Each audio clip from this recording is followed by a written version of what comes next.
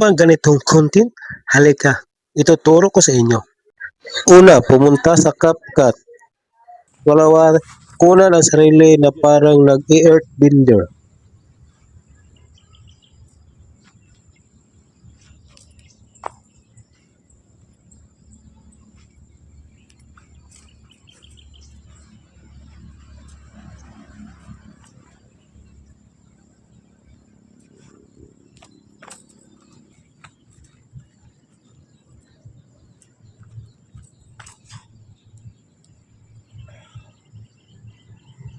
Pagkatapos kunan ang sarili, kumuha ka ng empty background. Ngayon, i-edit natin ang ating video. Antayin natin umangat yung kanang paa ko. Tapos i-pause natin. Yan, ganyan. Kapag nakaganyan ang pause ko, open overlay. At lagyan natin ng effects.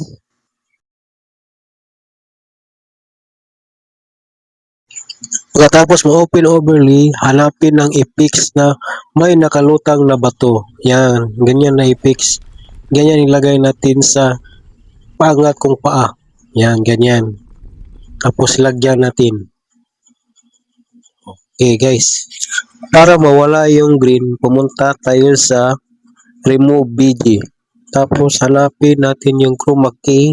Tapos pindutin natin yung color picker. Tapos intensity.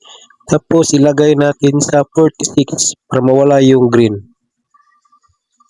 Katapos mawala yung green screen, iayos natin yung effect sa ating paa na para siyang lumutang pag-apak natin sa lupa. Yan, ganyan. Tapos ngayon, lalagyan natin ng keyframe ang ating effects para pag-timing talaga siya sa pag-angat ng aking paa. Kaysa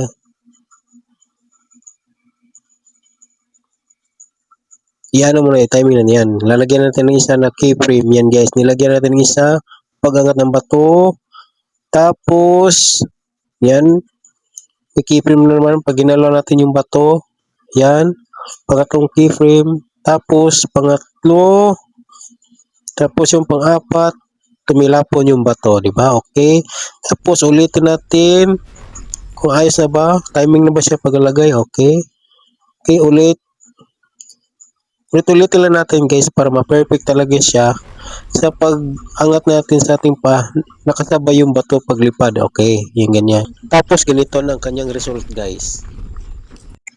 At sa kabilang pa guys, inangat ko na yan. Same process pa rin guys. Yan. At dito ko pala kinuha yung keyframe guys. At yan yung okay yan na guys. Nilagyan ko na ng keyframe yung kabilang effect guys. Yan. At tina-timing ko para pantay talaga sila sa pagsuntok ko at sa paglipad ng bato. Yan. Tina-timing ko na lang yan guys. Ulit-ulit ko para perfect talaga yung kinalabasan niya guys. O yan. Ganun pa rin yan guys, yung process pa rin yan, kagaya ng una at sa kabila, yan. At ito na ang kanyang result guys. At dito na part guys, iba na naman ang gagamitin nating effect guys. At kukunin natin doon sa download at i-overlay natin. Okay guys? At ngayon guys, pindutin natin yung overlay, tapos mapunta tayo sa gallery, tapos hanapin natin yung effects na may bato. Yan, yan guys. Yan ang ilalagay nating effects guys. May iba naman. At ngayon guys, tatanggalin natin yung green screen gamit ang remove BG. Yan, hanapin natin remove BG. Yan, pindutin natin remove BG, tapos chroma key, tapos color picker. Yan, lagay natin intensity. Yan. Yan. Lagyan natin intensity para mawala yung green screen niya. Oh. Tapos ilagay natin, i-adjust lang natin yan guys. Yan. Adjust lang natin guys para kumukha talaga siyang power natin. Yan. O, diba? O. Pagkatapos yan, lagyan natin ng keyframe. O, yan. Adjust muna natin guys. Yan. Para maging perfect siya. Yan. Adjust lang natin guys. Huwag natin madadaliin para hindi pagit ang kinalabasan ng ating edit. Yan. At dito na part guys. dinuplicate ko pala ng 3 beses ang ating effects para madaling malagyan ng keyframe. Ayan. You know? Dinuplicate ko yan guys para mabilis silang lagyan ng keyframe yan guys. Ayan o. In-adjust ko muna yung effects natin dyan guys kasi may sobra siya guys. Yan. In-split ko na yan guys pag may sobra guys. I-split ko yan guys. Ayan. Lagyan ko na ng keyframe yan guys. Primero. Tapos igalaw mo lang konti para malagyan siya ng keyframe. Yan. Pag ginalaw mo lang konti yan guys, lalabas na ang keyframe yan guys. Yan. Automatic yan guys. Yan. Pasipan ako dyan guys. Pak! Oh, yan. Yan ang gagawin guys para mawala yung bato. Yan. Keyframe lang ang key guys para magbuka talaga siyang gumalaw yung bato. Ayan guys oh. Sobra yung ating effects dyan guys. In-split ko tapos dinilig ko guys. Yan. Para sakto lang siya guys yan oh. Okay. Dito tayo sa pangalawang ano guys. Forma ko guys. Yan oh. Ayan. Tapos yung bato na sa kabila, ilagay natin sa kanan. Yan o. Nasa kaliwa siya nakalagay. Ayan. Nasa kanan ako pumupuro pa. Yan o. Yan. Ilagay natin sa kanan yung bato. Yan, pak. Perfect. Okay. Tapos perfect na, lagyan natin ng keyframe yan guys. Okay. Yan o. Yan na. Lalagyan ako ng keyframe yan guys. Pak, nilagyan ko ng keyframes, tapos ginalaw ko ng konti para malagyan ng pangalawang keyframe. Yan, tapos pangatlo yan. Tapos pang-apat, nang nawala na yung bato. Tapos, split natin yung sobra guys. Tapos delete. Yan.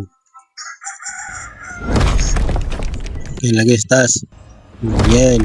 Ibalik natin guys kung okay na ba yan. Pak. Yan guys, oh. Yan na guys. Pupunta tayo sa pangatlong forma ko dyan guys. Yan. You know? Yan. Paglabas ng bato, pag nakita mo ng perfect na siya, sumasabay na sa galaw mo, yan. Kaya yan guys, lagyan natin ng keyframe yan guys. Ayan. Tandahanan lang natin guys para perfect talaga siya guys. Yan, oh. May keyframe na guys. Tapos, palawa, galawin lang natin konti yung effects para malagyan ng keyframe yan. Tapos, pangatlong yan, oh. Pangatlong keyframe yan. Galawin lang natin yung kung saan nakaporma yan. Yan. Yan. Apat, yan. Tapos, sobra, split, tapos delete. Ayan. Okay, perfect na. Mahirap talaga to gawin yung ganitong edit guys. Kasi maraming pagdadaanan yan. Okay guys? O yan. Pinabalik ko yan guys para tinitignan ko kung perfect na ba siya. At ito na ang kanyang result guys.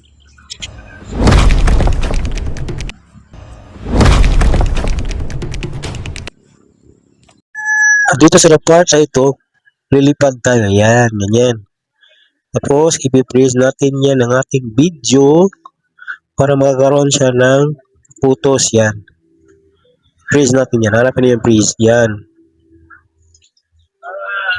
Yan, may freeze na tayo. Yan. Nagbuka na siyang picture. Yan. Tapos, split natin yung sobra. Tapos, delete.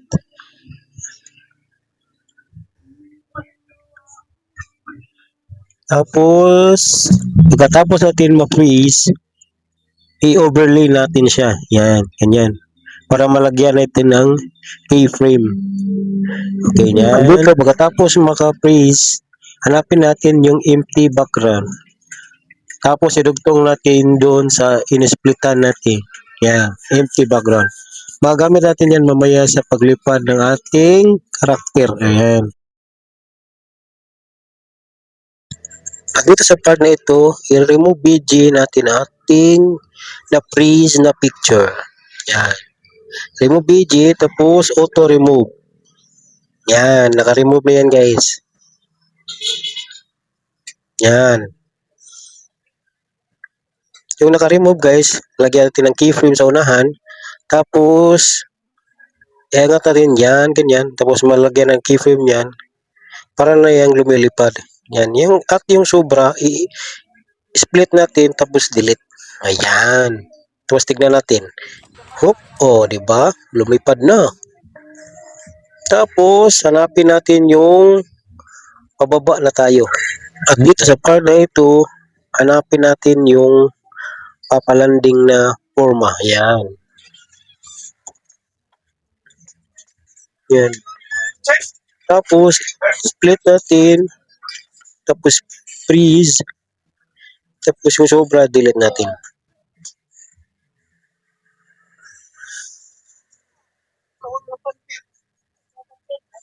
Yan, naka-freeze na yan guys. Yan.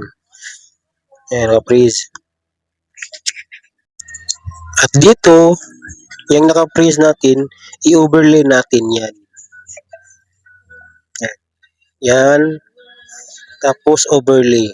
Tapos, atake natin papunta doon. Itabi natin doon sa na-freeze natin kanina. Yan. Yan. Tapos, remove BG natin yan. Pagkatapos mag-remove BG, yan, remove BG, lagyan natin ng keyframe sa unahan. Yan, keyframe. Yan. Tapos atake natin pataas yan. Para siyang nakapalanding na. Ayan. Tapos atake natin diyan. Yan, atake natin diyan. Dahan-dahan natin palandingin yan. Yan. Yan. Pagkatapos niyan, yan, hatak na. Yung papalanding na talaga siya. Yan. Iayos lang natin. Pagkatapos niyan, yung sobra, yan. Yan yung sobra. Split natin, tapos delete. Yan. Tapos, tignan natin na okay na ba siya. Ayan. Yan. Pak. Lumipad na. Yan. Palanding na. Yun. Tapos, pag ganyan, kunin natin yung kadugtong na video niyan. Yan. Hanapin natin dyan. Sana yun. Hanapin natin yung video yan. Yung kaganyan yan. Yan. Kaganyan. Pag nakaganyan na, split natin. Tapos, delete natin yung sumubra. Yung kanina. Yan. Yan.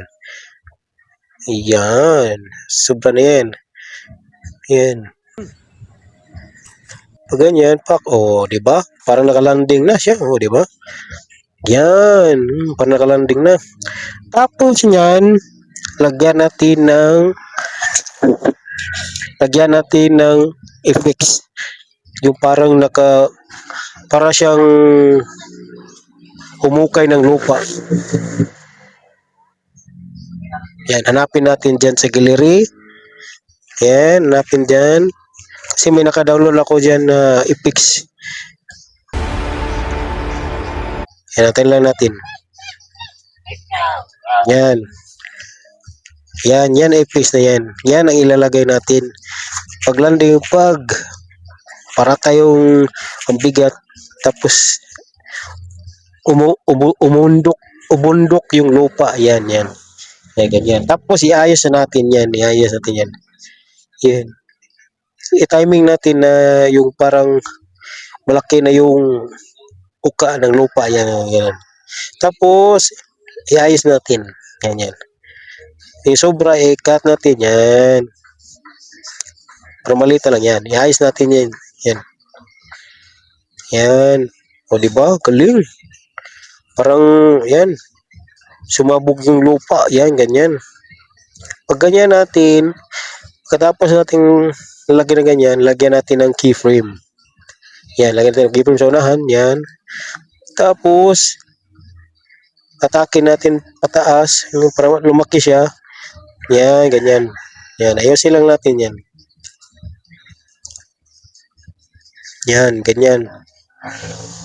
Yan, palakihin lang natin yung forma ng edit natin. Yan. Katapos yung split, tapos delete yung sobra. O, diba? Tapos ibalik natin kung ayos na ba. Okay, ayos na. Pagkatapos niyan, o, ganyan. Pag ganyan ka lang, para kang, pang-ending na video. Yan, ganyan, oh. O, di ba? Galing. At ito na ang kanyang final result.